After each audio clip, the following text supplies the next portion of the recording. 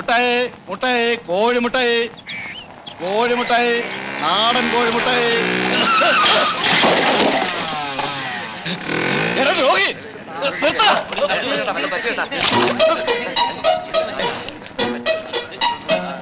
കോഴി അങ്ങ് പറന്നു മുട്ടായിരുന്നു.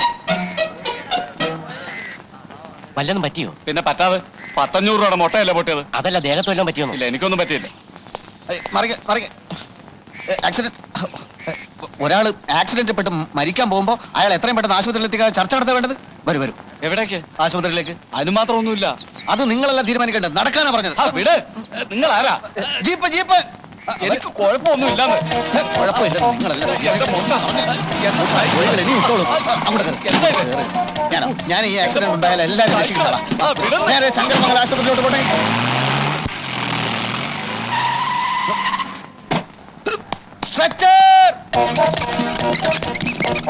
എന്തിനാ സാർ ഇതൊക്കെ? നിങ്ങൾ അധികം സംസാരിക്കരുത്. ഇതൊക്കെ എന്തിനാണെന്ന് എല്ലാ പരിശോധനയും കഴിയുമ്പോൾ മനസ്സിലാവും. സിസ്റ്റർ, രക്തം, കഫം, മലം, മൂത്രം എല്ലാം വിശദമായി പരിശോധിക്കണം. എക്സ്റേ, തലയുടെ, നെഞ്ചിന്റെ, പിന്നെ എല്ലാ സന്ധി ബന്ധങ്ങളുടെയും ഓരോന്നിരിക്കട്ടെ.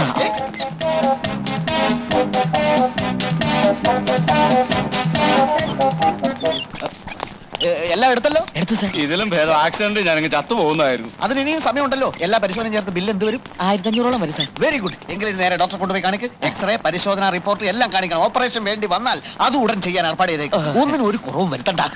എന്റെ ഭഗവാനെ. ശരി ശരി ശരി. ശ്വാസം വലിച്ചുവിട്ടെ.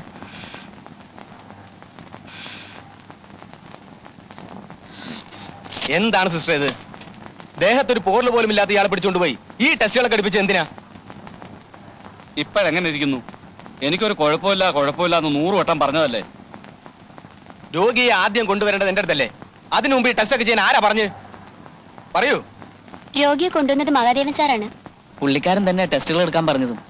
ഈ മഹാദേവനെ നിങ്ങൾക്ക് പരിചയമുണ്ടോ? ഞാൻ ആദ്യമായിട്ട് കാണുക സാർ. ഒരു പ്രശ്നവും ഇല്ലാത്ത എന്നെ പിടിച്ചു വലിച്ച് ജീപ്പിൽ കയറ്റി ഒരു വരവായിരുന്നു. അത് ശരി. ഈ പറഞ്ഞ മഹാദേവനാണ് ഈ ആശുപത്രിയുടെ ഉടമസ്ഥൻ. മനസ്സിലായോ? മനസ്സിലായി. എന്റെ കാശ് പിടുങ്ങാനുള്ള സൂത്രപ്പണിയായിരുന്നു ഇതൊക്കെ.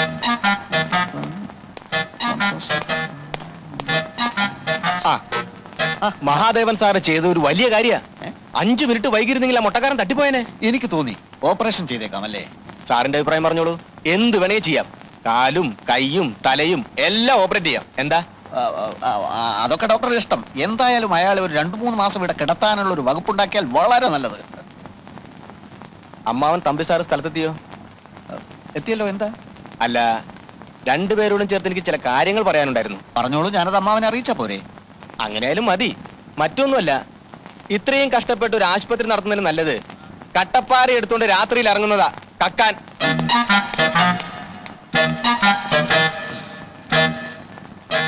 എന്നെ ഇത്രയും നേരം മെനക്കെടുത്തിയാന് 2 എണ്ണം പൊട്ടിച്ചേരണ്ട. ആശുപത്രി ഉടമസ്ഥൻ രോഗികളെ പിടിക്കാൻ നടക്കുക. കൊള്ളാം. ഇക്കാര്യം നിങ്ങളോട് ആര് പറഞ്ഞു? ആരെങ്കിലും ആവട്ടെ, ഇതായത് വെച്ചോളൂ. എന്താ ഇത്? ഇല്ല, എല്ലാം കൂടെ ചേർത്ത് 1600 രൂപ വരും. സാറേ, എനിക്കൊരു 100 രൂപ ജീപ്പിന്റെ കാശ്. അതും ഞാൻ കൊടുക്കണം? പിന്നെ ആരും ഞാൻ കൊടുക്കണം? അല്ല, ഒരു സംശയം ചോദിച്ചെന്നേ ഉള്ളൂ.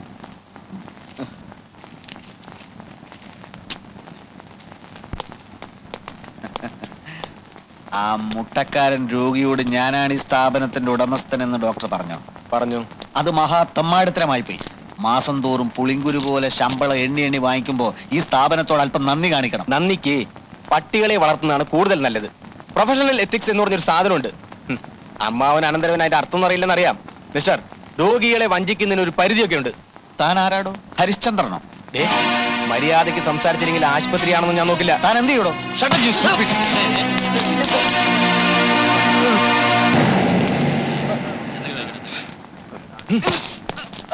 കള്ള പരീക്ഷകൾ.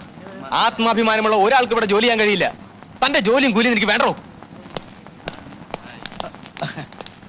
സർ, ഡോക്ടറോട് പോകരുതെന്ന് പറ. രോഗികളുടെ കാര്യം ആകെ പ്രശ്നത്തിലാവും. രോഗികൾ എനിക്ക് പ്രശ്നമല്ല. എന്റെ ശമ്പളക്കാരന്റെ ചൊൽപ്പടിക്ക് ഞാൻ നിൽക്കണോ? പോട്ടെ, എല്ലാവരും പോട്ടെ. വേണമെങ്കിൽ നിങ്ങൾക്കും പോകാം. ആരും ഇല്ലെങ്കിലും ഞാൻ ആശുപത്രി നടത്തും. ഡോക്ടർ എവിടെ, മരുന്ന് എവിടെ എന്ന് ചോദിച്ച് അവൻ എന്റെ മെക്കിട്ട് കയറാൻ വന്നു. അവനെ മാത്രം കുറ്റം പറഞ്ഞിട്ട് കാര്യമില്ല. ഞാനൊന്ന് ക്ഷോഭിച്ചു. എന്റെ ദൈവമേ, അവനും ഒന്ന് ക്ഷോഭിച്ചു. സാവിത്രി, ഈ കാണുന്നൊക്കെ അവന്റെ സംഭാവനയാണ്. ആശുപത്രിയിൽ ഡോക്ടർ മരുന്നൊന്നുമില്ലേ? പിന്നെ മരുന്നുണ്ട്, പക്ഷെ ഡോക്ടർ ഇല്ല. ഡോക്ടർ എവിടെ പോയി? പതിവ് പോലെ പിരിഞ്ഞുപോയി. വിവരവും വിദ്യാഭ്യാസവും സംസ്കാരവും ഇല്ലാത്ത കഴുത. ആര് ഡോക്ടറോ? അല്ല, എന്റെ അനന്തരവൻ. ആശുപത്രി ചുമതല ഞാൻ നോക്കിക്കൊള്ളാവുന്ന പോലെ വട്ടോ ആ തെണ്ടിയോട് ഞാൻ പറഞ്ഞതാ. ഫൂൾ. മാന്യന്മാരോട് പെരുമാറാൻ അറിയാമല്ല, സംസാരിക്കാൻ അറിയാമല്ല. ഒരു മാസത്തിനിടയ്ക്ക് ഇത് 3ാമത്തെ ഡോക്ടറാ പിരിഞ്ഞു പോകുന്നത്. ഇതിങ്ങനെ തുടർന്നാൽ ആ ആശുപത്രി വളപ്പിൽ തന്നെ ഒരു കുഴി കുത്തി എന്നെ അങ്ങോട്ട് മൂടിയാ മതി. ഉരുത്തം കൊട്ട കഴുത. കൈക്ക് ഭയങ്കര വേദന. വാ വാ. അമ്മാവൻ നേരത്തെ ഇങ്ങ് പോന്നോ? കിട്ടേണ്ടത് കിട്ടിക്കഴിഞ്ഞാ പിന്നെ അവിടെ നിൽക്കേണ്ട കാര്യമില്ലല്ലോ. എന്ത് പറ്റി അമ്മാവ, മുഖത്തും ദേഹത്തൊക്കെ? അതേ, ഒരു പശു ഓടിച്ചപ്പം മറിഞ്ഞു വീണതാ. അയ്യോ അയ്യോ. മോൻ എവിടെയായിരുന്നു? ആശുപത്രിയിലൊന്നും കണ്ടില്ല? അവിടുത്തെ സ്ഥിതി വഷളാവെന്ന് തോന്നിയപ്പോ ഞാനൊന്ന് മാറി നിന്നതാ. ഡോക്ടറെ ഞാൻ പിരിച്ചുവിട്ടല്ലോ.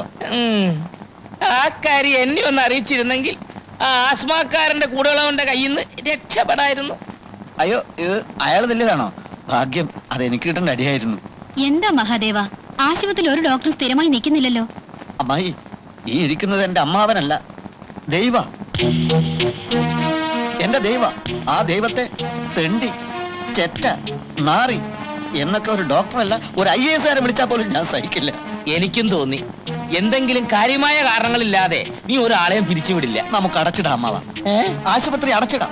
നമ്മളെ കയ്യിൽ നിന്ന് ശമ്പളവും വാങ്ങി നമ്മളെ തന്നെ തെറിവിളിക്കുന്ന അമ്മാരെയും വെച്ചോണ്ട് എന്തിനീ സ്ഥാപനം മുമ്പോട്ട് പോണം? നിന്നോട് വെള്ളം ചൂടാക്കാൻ ഞാൻ പറഞ്ഞായിരുന്നു.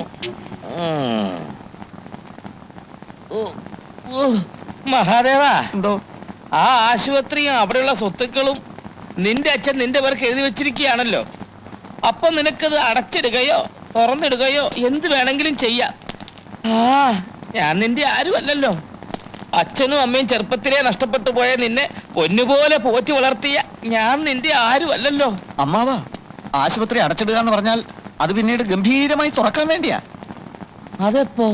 നന്ദിനി ലണ്ടനിൽ നിന്ന് FRCS കഴിഞ്ഞ് വരുമ്പോ, ഞങ്ങളുടെ കല്യാണം കഴിയുമ്പോ, ഭർത്താവിന്റെ ഹോസ്പിറ്റലിൽ FRCS ഭാര്യ ഡോക്ടറായി ഇരിക്കുക എന്നത് തന്നെ നാലാള് കേൾക്കുമ്പോ ഒരു സുഖല്ലേ?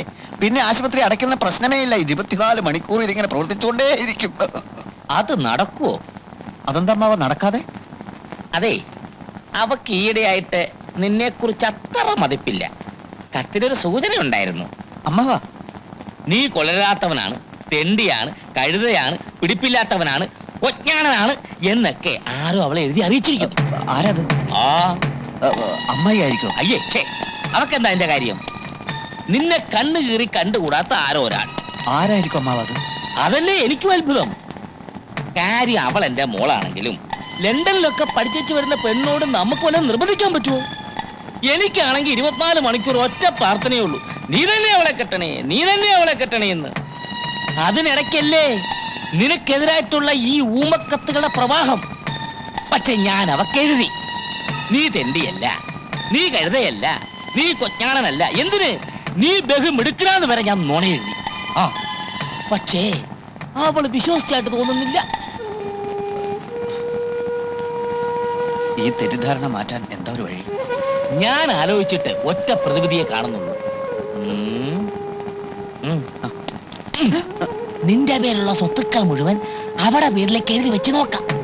എന്നിട്ട് അത് രജിസ്റ്റർ ചെയ്ത് അതിന്റെ ഒരു ഫോട്ടോസ്റ്റാറ്റ് കോപ്പി ലണ്ടനിലേക്ക് അയച്ചു നോക്കാം. അവിടെ മനസ്സ് മാറുന്നെങ്കിൽ മാറട്ടെന്നേ. പിന്നൊരു കാര്യം, എന്റെ പൊന്നു മഹാദേവ, ഈ ബുദ്ധി ഞാനാ പറഞ്ഞു തന്നെന്ന് ഒരു കാരണവശാലും അവൾ അറിയാൻ ഇടയാകരുത്.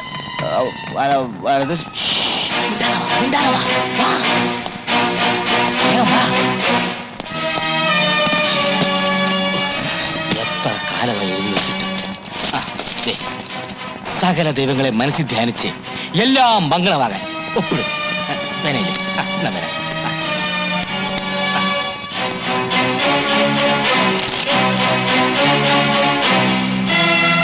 വെള്ളം ചൂടായി. നിങ്ങൾ ആ ചെറുക്കനെ കൊണ്ട്. സാവിത്രി, മോനൊപ്പിട്.